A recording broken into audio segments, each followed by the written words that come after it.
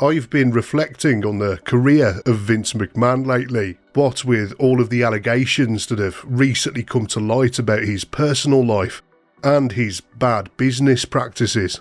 And as wrestling fans, our association with Vince McMahon can be complicated because on the one hand, he created a lot of the things that we love most about wrestling, whether it be Hulk Hogan, WrestleMania, Monday Night Raw, Stone Cold, The Rock, or even John Cena. The man's fingerprints are all over American wrestling history.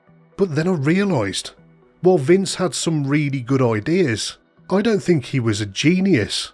In my opinion, he created far more crap than he did gold in the decades that he owned and ran WWE. But there was a time when people did call him a genius, including many of his peers. Everyone from Chris Jericho through to Mick Foley through to Dusty Rhodes and even Eric Bischoff went on the record to praise Vince for his unmatched ability to run a wrestling business. Let's go back to the early 80s when Vince took over his father's already established promotion. This is when people first started calling Vince a business genius, and you can kind of see why.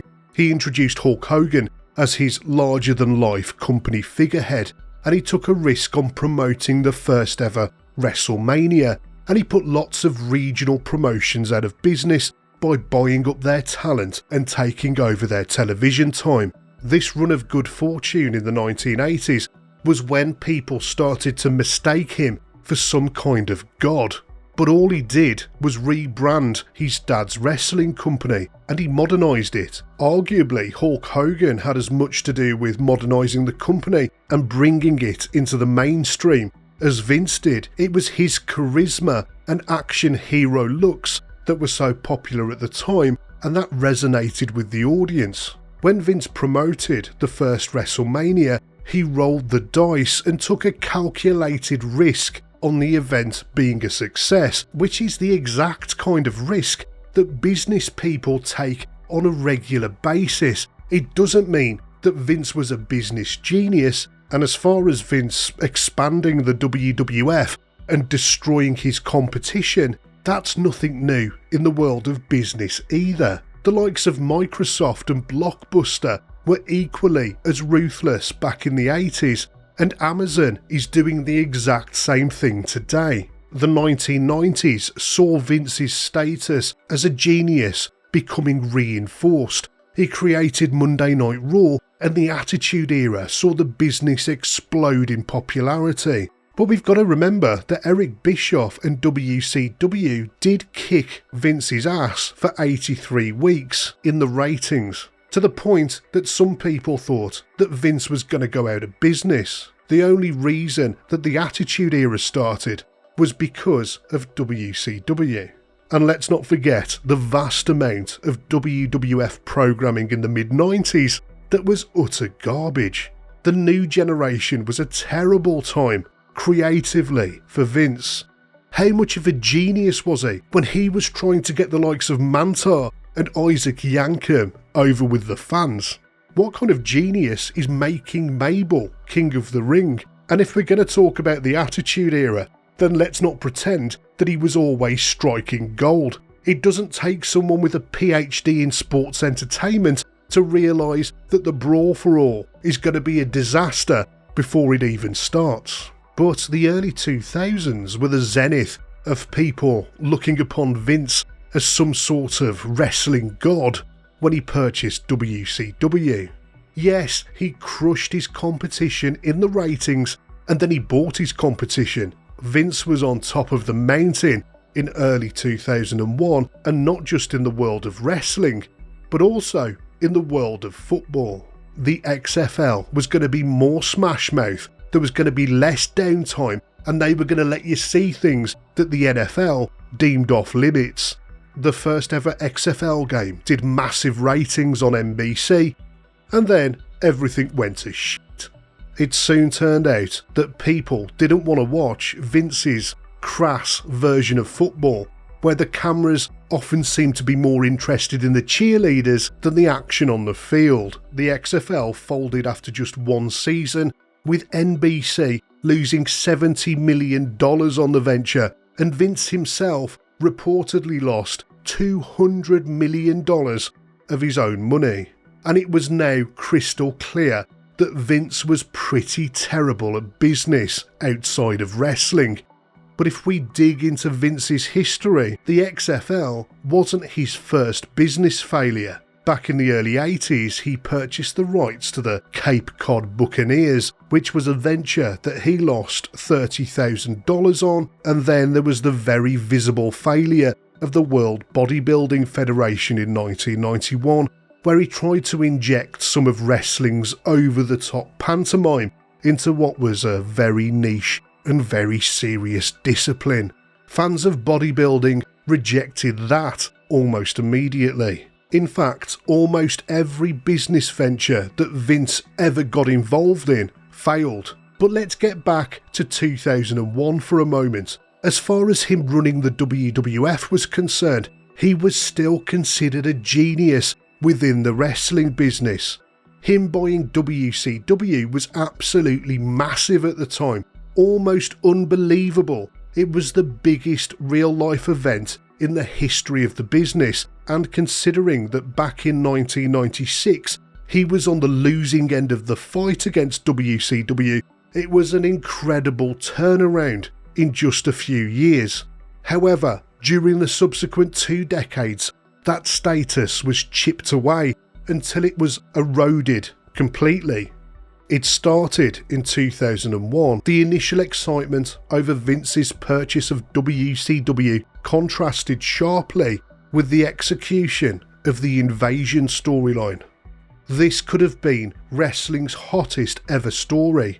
Fans had been fantasizing about the WWF versus WCW for over a decade, but Vince managed to botch the execution and ruin the entire thing.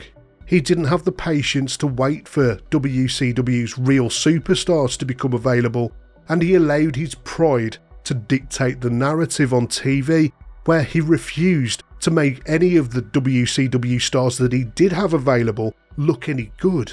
This misstep in booking the biggest angle in wrestling history put a major hole in the theory of him being a genius. And Vince's creative faculties really came into question during the 2000s. We had embarrassing nonsense like the Katie Vick storyline between Kane and The Undertaker, the storyline where Al Wilson was to death on his honeymoon with Dawn Marie, the live sex celebration between Edge and Lita. I could go on and on. All that Vince ended up doing during the 2000s was alienate the fan base. I know that some of you watching this right now will have switched off during this time period. Even when he had the chance to attract a different audience, Vince managed to blow it. Take a look at the relaunch of ECW, for example. The One Night Stand pay-per-view was essentially a tribute show, but it proved that fans were willing to watch a WWE version of ECW, providing it looked and felt like the real thing. And so they launched a weekly ECW TV show to capitalise on the brand's popularity, but before long it became just another WWE TV show. And that was always the problem with Vince. It was either his way or the highway. During that relaunch of ECW, he employed Paul Heyman, ECW's original boss, to run the show.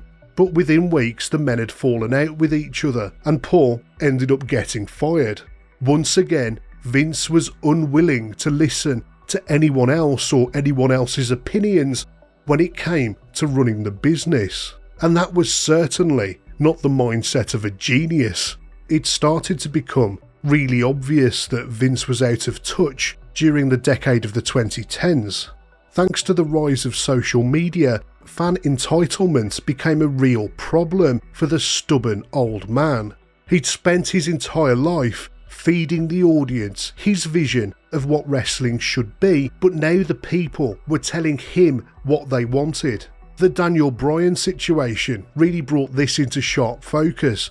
Here was a wrestler who didn't fit the traditional mould of a WWE superstar, at least in Vince's eyes, but the fans absolutely adored him. Vince's initial resistance to pushing Bryan really showed his stubbornness. Despite the overwhelming yes chants that filled the arenas, Vince dug his heels in and kept pushing his favourites like Batista and Randy Orton instead.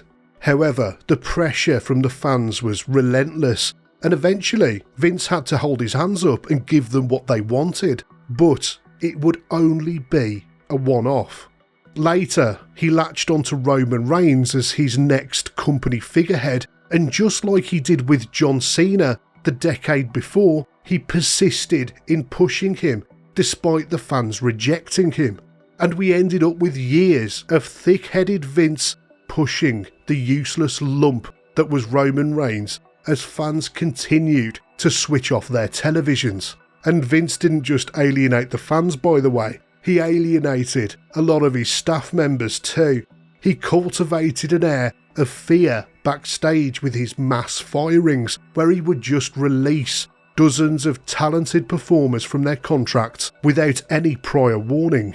Wrestlers reported that it was like walking on eggshells around him backstage, especially towards the end of his time in the company. 2017 to 2019 specifically were some of the worst years in WWE history.